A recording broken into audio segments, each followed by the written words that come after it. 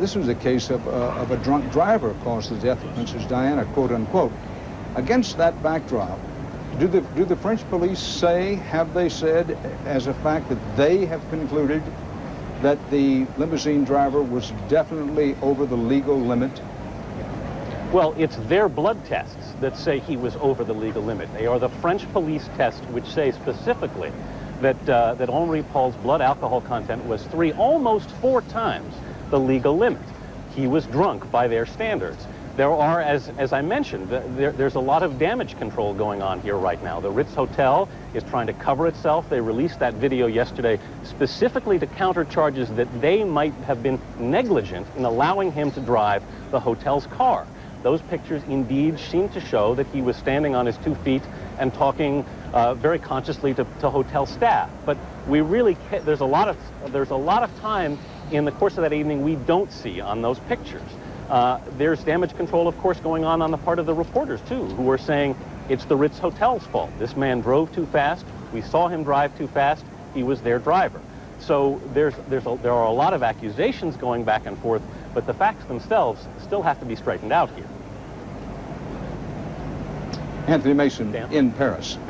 We show you an aerial of the cortege as it moves swiftly now out of the north of London, moving up north to the Spencer family home. The traditional and obligatory outriders up ahead, well ahead of the hearse, is a kind of motorized blocking force to make sure that nothing on the freeway slows down the hearse as it makes its way. You are watching live CBS News coverage of the farewell to the princess. We go now to CBS News correspondent Jose Diaz-Balart, who's at Hyde Park, where one of the largest crowds gathered. Jose? Yes, Dan, the tens of thousands of people who have spent their day here at Hyde Park, many of whom remain at this hour watching the rebroadcast of parts of the ceremony here on large, giant TV screens, were not witnessing what was going on. They were participants in what was going on. They sang the hymns, they prayed, and more than anything else, they cried together, receiving strength and unity. So many people out here over and over again said that it's just very difficult to know exactly how to say goodbye to what many people call their princess. I want to introduce you to 2 Americans from California, from Los Angeles, who flew here all the way from Los Angeles just to be here today and return tomorrow. Victor Fernandez and Terry Burge. Victor, let's begin with you. Why did you decide to come over here? Well, I was sitting at home watching TV when the news came on last Saturday, and it was just unbelievable. It was such a tragic accident. So I decided I wanted to come out and be part of this and say goodbye to her. You know, as many Americans can't, so I thought I would. You know, a lot of people say she really was British royalty, but you were telling me earlier that to you she really represented the royalty for those who loved people like Diana and what she did. Right. Yeah, she was more so the princess of the people and more so the queen of unity. And I think today was a big example of the world being unified by her love and her compassion. And it was a very difficult day, but it was good. It was good to be able to say goodbye. I noticed that many people were especially taken aback and could hardly control their tears when Elton John sang. I know that was a particularly difficult moment for you. Tell me about that. It's just amazing how powerful his words can be and how quickly he can rewrite the song that was so special, that really embraced her and really captured what she was about, for not me, but for everybody that was here and for the world. And it's a very special song that I think will be around for a very, very long time. Gentlemen, thank you very much for being with us. And Dan, earlier you were speaking about the honor guard around Princess Diana, and somebody came up to me here and said, you know, we feel that we are also Diana's honor guard. When many people turned their back on her and many people criticized her and didn't leave her alone, we stood by, our souls stood by hers. We feel here that we are Diana's honor guard. Dan? Jose Diaz-Balart. Back again to Vicky Mabry on the street below here in front of Westminster Abbey. Vicky? I'm joined by the designer Valentino, a very close friend of Princess Diana's. You worked with her on charities, I understand? Yes, we have. I have in Italy an organization called Life for the children sick of AIDS, and I spoke with the princess several times about this organization, and we supposed to do something for the future. But unfortunately now it's too late. But anyway, I'm very happy to be here today because she was a fantastic lady, and I think this was my most emotional day, the most emotional day of my life. Why is Being in that? the Abbey, to see all this crowd so silent, to see the organization that was so beautiful just in this country. Really, everything is so fantastic because people, they are really civilized and they behave very, very, very well. They behave very differently than they would in Italy, though, at a funeral. Absolutely, absolutely. Were you struck by that at all? No, but you know what repeating again, what I was really very, very touched in the Abbey, when the coffin arrived and the two princes, they were behind the coffin, and the speech of Princess Diana's brother.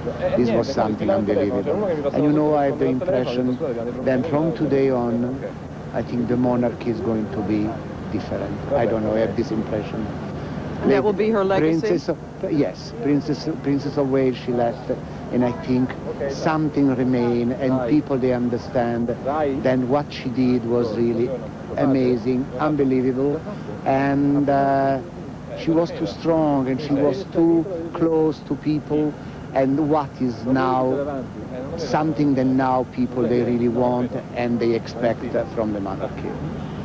You just hosted her with Dodi Al-Fayed in the Mediterranean. Yes, 2.5 weeks ago I was on my yacht in Saint-Tropez, and crossing the beaches of Saint-Tropez, I've seen the boat, and I sent somebody to invite them. They just came for a few minutes to have a drink, but they left. They were desperate because thousands of little photographers in small dinghy, in small boat, they were around the boats in Saint-Tropez. And so they left right away, and I think they went directly to Portofino. What did she and Dodi Al-Fayed seem like together? Two nice person, kind with each other. I mean, this was for 15 minutes, 20 minutes. I couldn't really punctualize and realize which was the relationship. But I mean, I knew Dodi Al-Fayed for a long, long time, and Princess Diana also, and they look like two people very happy. She was very happy at the time. She looks very happy, yes. Which really is the tragedy of all this, is that she had spent so many years unhappy. Yes, I think so. She was not, but I think lately, let's say, after the sale of the dresses at the Christie's in New York, she changed a lot. She was more alive, more happy. She changed the hair, she changed her attitude, and she was really another lady. And you can see that she was really an happy lady. Was there something symbolic there about selling the dresses? Symbolic. I think this. I agree. I think that this was the idea of their son, Prince William, to sell all those dresses, and she did a very, very good job. I remember when I saw her at Versace's funeral, and we talked about this, and I said, "Ma'am, you must be proud to do what you did, because this is very, very, very good for your country, and Britain, they must be very proud of you."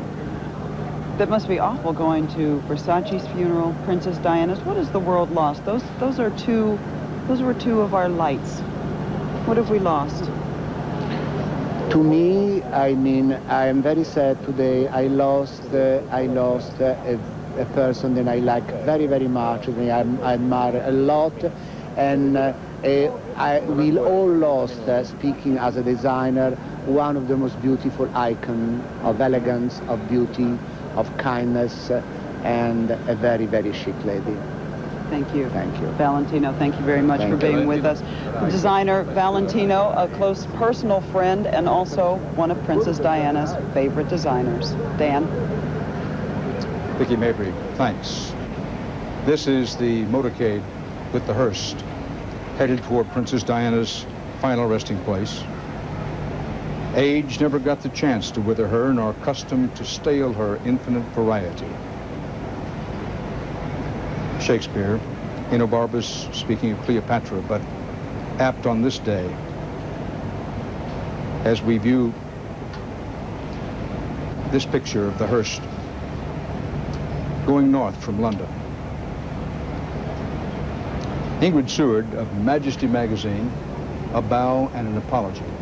I have referred to the magazine at least once as monarchy. I hope that you will find it in your heart to forgive me. Of course I will. Seeing and hearing the interview, that wonderful interview Vicki Mabry just did with Valentino, we know that Diana wore the work of many designers. Who was her absolute favorite based on the record of what she actually wore, and did she change over the years? I think her favorite designer was an English woman, I think of French descent, called Catherine Walker. And because Diana nearly always wore her clothes, but she was very loyal when she was married to Prince Charles and only wore British designers. And I remember her saying once, "Oh, I can wear some French clothes now." You know, she had this very wicked sense of humor. And when I last saw her, she was indeed wearing a dress by Versace. It's an electric blue dress with little cutaway sleeves. And I remarked on how pretty the dress was, and she said, "Yes, dear Versace." So she was free from the restraint of having to wear British designers, but for nearly 17 years, she just revolutionized our fashion industry. It's another one of the things that we got to thank her for. Not only the clothing, but the millinery business. In Great Britain, people wear hats a great deal more than America, but when Diana came on the scene, she was the first young person really to make hats stylish. And she completely changed the millinery business. So I think she'll be remembered as the fashion princess as well as the caring princess, but at this moment it's very much the caring princess we're all thinking about, because she used to get upset that everybody always just concentrated on her clothes, not her good works. David Starkey, I've mentioned at least once that many people saw a similarity, Princess Diana and Jackie Kennedy Onassis.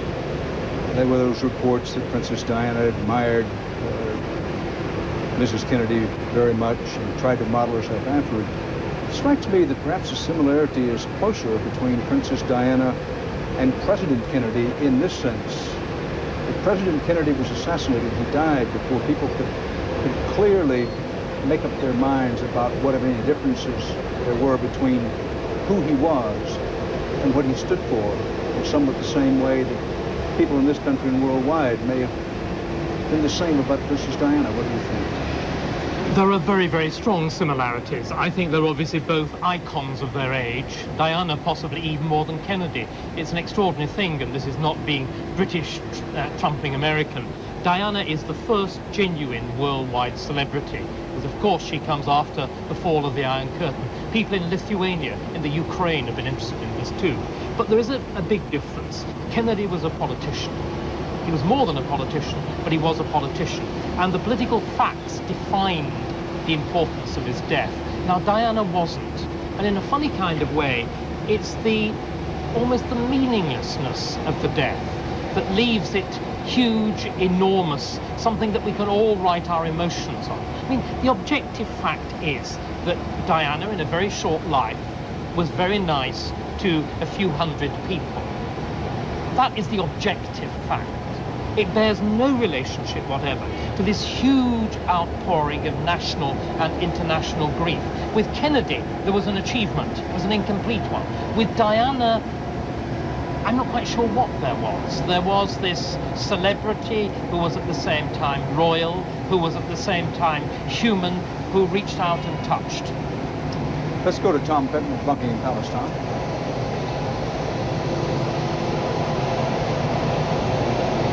Well, Tom Fenton apparently stepped away for just a moment, so let's go to Mark Phillips, who's at Hyde Park. Mark? Dan, yes, at Hyde Park, where the crowds continue to filter away from a day filled with symbolism, struck by these images we've just seen of the motorcade with the hearse and Diane's coffin heading up north of London. A kind of separation between her finally and the people who so revered her and so thronged to see and participate in today's funeral.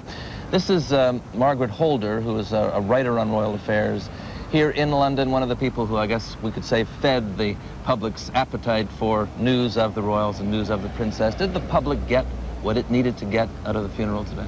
Yes, I think they had a huge grieving experience, and I also think a learning one. I think seeing the enormous bravery of the two sisters and the brother today, public learnt why the royal family looked to this great aristocratic family, the Spencers, to find a wife for Charles all those years ago. In fact, they came to the Spencers not once but twice. Sarah was in effect the first candidate as a bride for Charles, which was actually a great social prize amongst aristocratic families. Diana's sisters. That was Diana's elder sister who spoke first. And Sarah did not marry Charles, but they went to the very young sister, and they found a very suitable candidate. And that's what it was. It was actually a job, in a sense. But she carried it off enormously well. Yes, and developed developed not always into exactly what the royals had wanted in recruiting a wife for Charles. In the way she developed, do you think it was a case of her and her Spencer background and the kind of breeding and strong women which the Spencer family has been famous for producing over the years that produced her in the end? I think you're right. I think the Spencer genes in her were there, and I think we actually are seeing them coming through in William and Harry. I think William, to me, is Diana reborn. The spirit of Diana is there, and I think that is the great hope for the monarchy, because I think without William, honestly believe that all is lost. Is there something of a contest almost for William's soul going on here? Earl Spencer, Diana's brother, in his speech today made the point very clearly that although the Spencers respected the institution of the monarchy and William has been bred to be king one day, perhaps sooner or not than people had originally thought, is there something of a contest between the traditional influences represented by the Queen and the Windsor family and the promise that Earl Spencer made today that the Spencers would continue to have an influence, Diana's kind of influence, a sensitizing influence on him? Yes, I think that you might actually see a schism breaking out between the Spencers and the Windsors for the future of these boys, because Earl Spencer, like his sister Diana, wanted them to be modern. She wanted them to share in the ordinary adventures of children, which is why she took them to adventure parks and so forth. She wanted them to be in touch with reality, which her husband sadly was not. And this is why they must go forward this way. There's no question of it, of holding them back. They must go forward the way Earl Spencer said. There's certainly a huge reservoir of goodwill among the people for William now. Great discussion, of course, as to whether he'll be left alone or whether he'll become the focus for the attention of people like me and like you who feed the public appetite, as we've said. Well, I draw a strong distinction between people like us and people like the paparazzi, and I hope that distinction is understood. I really do. Okay. Thank you very much, Margaret Holder. Back to you, Dan.